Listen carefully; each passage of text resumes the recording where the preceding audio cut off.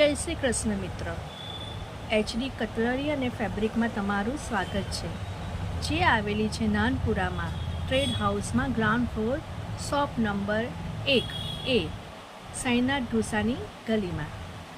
આજે હું તમારા માટે લાવી છું હાથ દ્વારા બનાવેલા નવરાત્રિ માટેના એસેસરી, જે તમે વિડીયોમાં જોઈ શકો છો,